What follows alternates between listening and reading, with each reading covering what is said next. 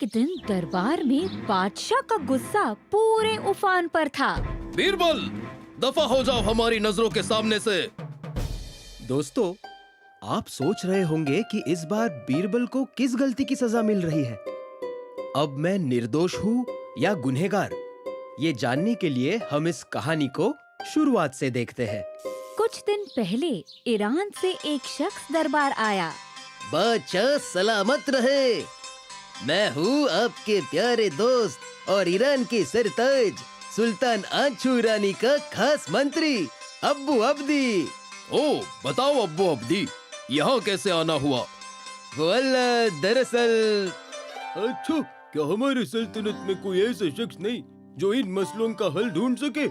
हमारी सल्तनत में तो नहीं, पर आपके दोस्त बादशाह अकबर के यहाँ बीरबल नाम का एक होशियार सलाहकार है जो किसी भी मसले को चुटकियों में सुलझा सकता है। वल्लाह बीबी, बीरबल के किस्से तो हमने भी सुने हैं। तो जाओ और उन्हें यहाँ दावत पे बुलाओ।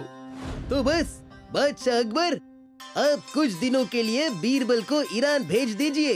ये सुन तो बीरबल ने विनम्रता से अपने हाथ जोड़े और बादशाह को बड़ा गर्व हुआ कि उनके सलाहकार के किस्से पूरे दुनिया में मशहूर है। क्यों नहीं, इसी बहाने बीरबल कुछ दिनों की छुट्टी मना लेगा।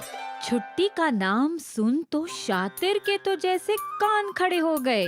बादशाह महान, अगर आपकी इजाजत हो तो क्यों ना मैं भी बीरबल के साथ ईरान चले जाऊं। उसी बहाने वहाँ के खजूरों का सौदा कराऊंगा। खजूर तो बस एक बहाना है, क्यों है ना शातिरुद्दीन? नहीं बादशाह महान, पिछले बार के खजूर खराब निकले तो इस बार मैं खुद उन्हें किसी हीरो की तरह तराशूंगा ताकि मेरे महान बादशाह को सबसे बढ़िया खजूर मिले। ठीक है खजूर। ये सुन सभी हंस पड़े और बादशाह ने दोनों को जाने की इजाजत दे दी। फिर क्या, ईरान में बीरबल का ऐसा स्वागत हुआ जैसे मानो बीरबल उनका कोई नायक हो। राजा बीरबल जिंदाबाद जिंदाबाद, राजा बीरबल जिंदाबाद जिंदाबाद।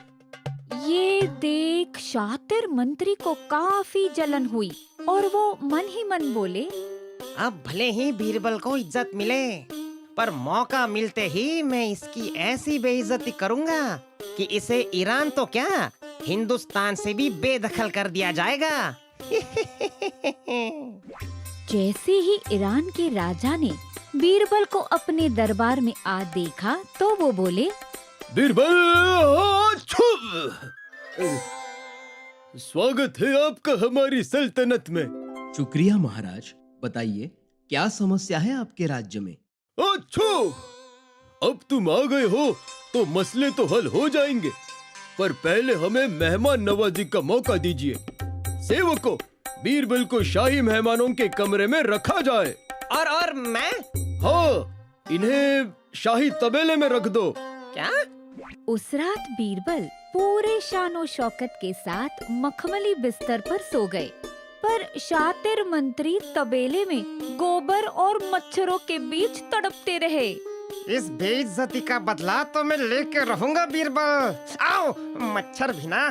फिर क्या, अगले कुछ दिन बीरबल सुल्तान ईरानी के साथ राज्यों की समस्या सुलझाने में जुड़ गए।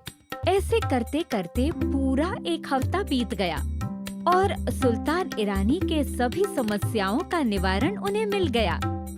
उस शाम जब वे तीनों शाही बगीचे में सैर कर रहे थे, तब ईरानी ने अचानक पूछा, वाह बीरबल, हमने जितना सोचा था तुम तो उससे कई गुना होशियार निकले। शुक्रिया महाराज, इस तारीफ और मेहमान नवाजी दोनों के लिए। चापलूस कहीं का। वल्लाह बीबी, तो क्या हमारी मेहमान नवाजी बादशाह अकबर से भी अच्छी है?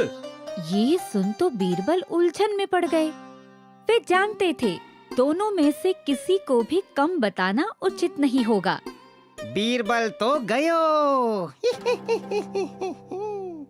वो दरअसल वो आप अपनी जगह अच्छे हैं और बादशाह अपनी जगह। आप दोनों की तुलना मानो जैसे पानी और हवा।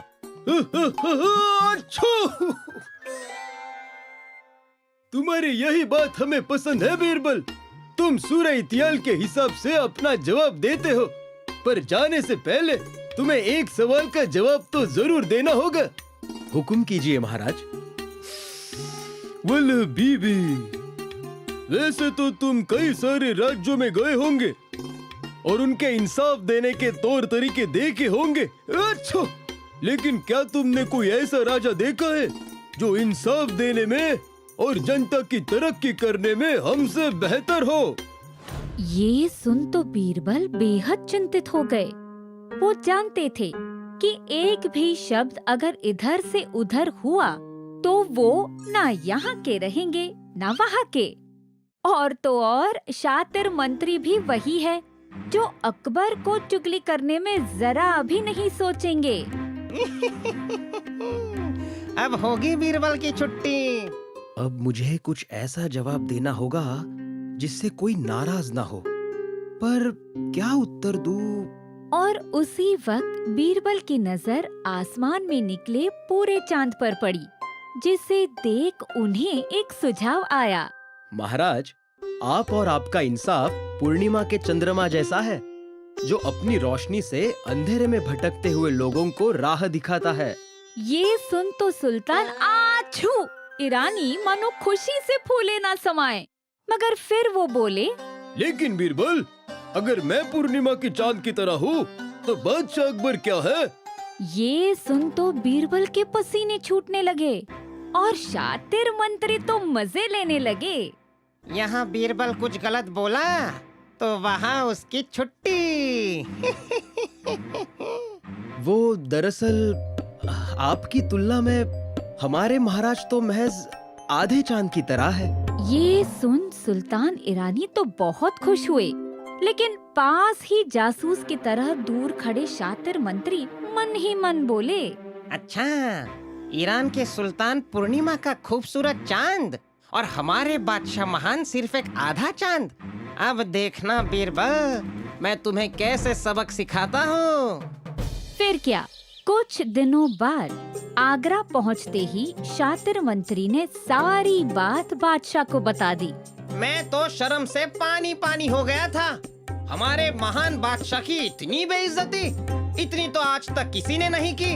आप और आधा चांद, छी छी छी छी छी छी। ये सुन तो बीरबल के पसीने छूट गए और बादशाह अकबर का पारा उफान पर चढ़ गया।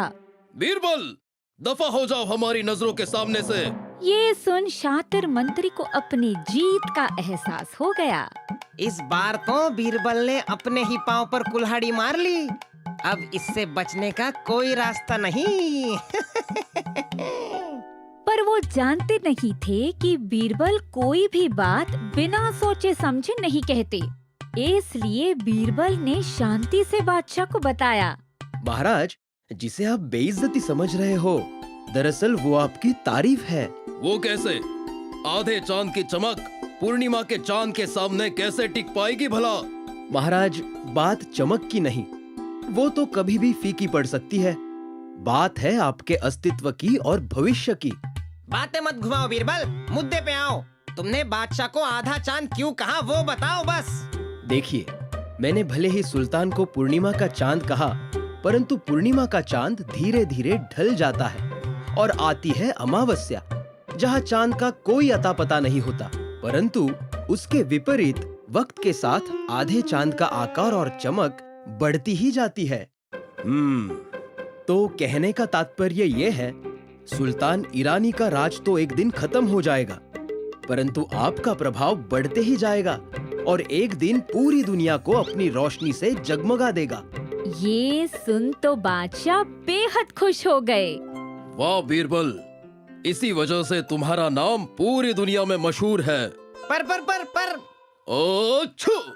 ये देख बादशाह और सारे दरबारी हंस पड़े और हमने ये सीखा कि किसी भी अधूरी बात को सुनकर हमें निष्कर्ष पर नहीं पहुंचना चाहिए।